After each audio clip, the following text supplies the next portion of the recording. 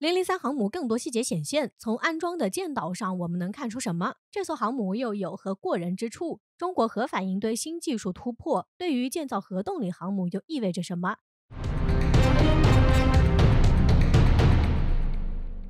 随着长兴岛江南造船厂内的中国003型航母建造接近尾声，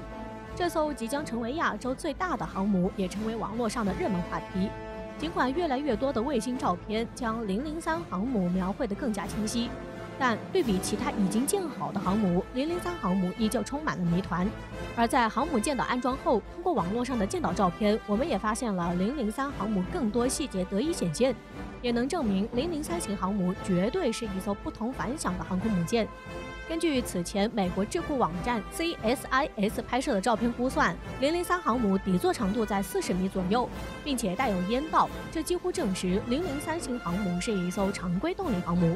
而003航母舰岛的长度要比中国前2艘航母要短了近1/3，舰岛缩小的优势在于为甲板腾出更多的停机空间，可以增加航母甲板舰载机数量。另一方面，舰岛缩小也说明这艘航母上的雷达、综合集成桅杆等设施有了巨大的进步。电子设备的小型化往往就是技术更新的表现。另外，很有意思的一点，美国尼米兹级航母舰岛长度为30米，比003航母要小一些。但别忘了，尼米兹级航母是一艘核动力航母，不需要烟道。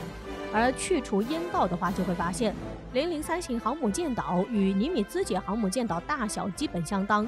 这也能说明一些问题。首先，在吨位上，003航母与尼米兹级航母相近。CSIS 网站称，003航母的吨位接近美国福特号航母，也就是说，003航母差不多有10万吨。那么，常规动力要如何推动一艘10万吨的航母，并且速度不低于30节呢？答案便是燃气轮机加全电推结合。虽然同为常规动力，003航母使用燃气轮机加全电推，显然要比山东号航母蒸汽轮机动力系统更先进，并且得益于003航母上先进的舰船电力系统，这艘航母在电磁弹射等设备上要比美国航母更加高效。此外，虽然中国与美国都在打造以航母为中心的航母战斗群，但两国航母在航母战斗群中的作用也有一些差异。中国航母在航母战斗群中，除了执行舰载机作战任务，更突出一个指挥中心作用。舰队司令部就在航母处，编队围绕航母打造。而美国的航母战斗群中，航母更多是作为其中的作战模块，而不是指挥中心。因为美国舰队中有专门的作战指挥舰，像美国第7舰队的旗舰兰陵号2栖指挥舰，就是美国海军海上综合作战指挥能力最强的战舰。而中美航母这样的差异，就说明中国航母上需要更多设备模块。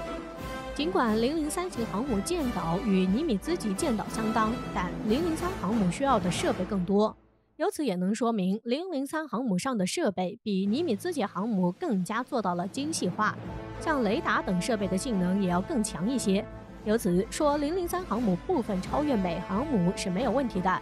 但对于当前环境下，中国航母去与美国航母进行比较，并不是中国海军的初衷。根据定位，包括003航母在内的中国航母主要作用有2点，其一是支撑远洋体系打击的关键节点，建设堡垒海域和反介入区域拒止战略的核心，作为陆海空力量传递的重要支点；其二是尽可能地发挥航母海上移动机场在体系中的优势，在体系的支持下以小博大，以少制多，由航母舰载机保护和支持其他海空陆平台发起远程打击，消灭第一岛链间的军事力量。也就是说，003航母的建造目的依旧是为了加强中国的近海防御，并不是与美国航母进行对比。而这种方针指导下，建造常规动力航母要比建造以全球打击为目标的核动力航母更加实在。当然，这并不是说中国就不会建造核动力航母。根据解放军的目标制定，2025年中国海军将从绿水海军逐步转变为蓝水海军。简单来说，中国将在打造远洋海军上发力，届时拥有全球巡航能力的核动力航母必不可少。而中国经过10几年的技术积累，在核动力领域不断有新突破。最近就有一条喜讯传来，对于中国未来核动力航母的建造十分有利。根据中国国内媒体的报道，8月24号，华龙1号核反应堆漳州核电1号机组环吊桥架整体吊装就位，标志着华龙1号在国内首次实现环吊整体吊装零的突破。简单来说，中国突破了一项新技术，把核反应堆整体吊装进预定位置。而这又和核动力航母的建造有什么关系呢？华龙1号核反应堆是中国首个独立自主知识产权3代核电技术。并且在华龙1号的基础上，中国研制出首个多功能模块化小型核反应堆玲珑1号。虽然玲珑1号依旧是民用反应堆，但是却被认为是中国核动力航母的技术突破。因为中国要建造核动力航母，必须要用到类似的技术。而此次华龙1号进行整体吊装这件事本身，对于中国未来的核动力航母建造都具有开创性的意义。在过去，传统核反应堆的吊装基本是采用先地面组装，再进行数据测量，确定数据对上后再进行拆分，然后分段运送到目标位置，之后再根据测量的数据进行重新组装。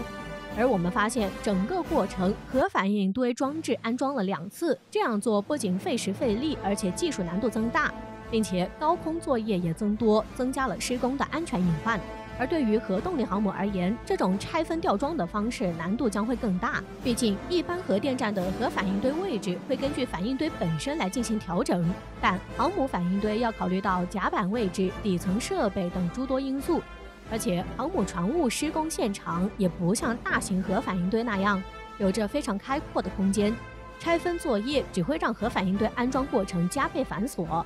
中国核电站起步要比美国与法国晚，美国与法国是全球核电站排名前2的2个国家，同时也是全球唯2拥有核动力航母的国家。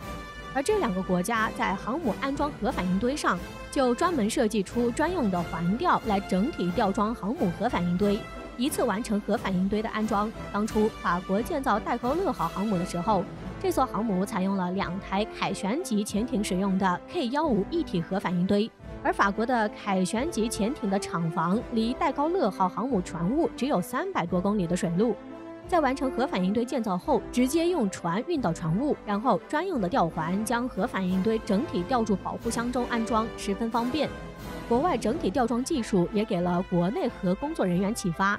根据中核集团的报道，漳州核电项目管理团队在分析国内外其他核电环吊各部件安装经验的基础上，结合目前已经成熟的工程测量技术和大件吊装技术，运用新的安装工艺，简化分段吊装繁琐的拆分及组装过程，极大提高了施工效率。同样的，新技术的突破也是中国航母建造能力能突飞猛进的重要原因。我们有理由相信，中国未来的核动力航母已经在计划中了。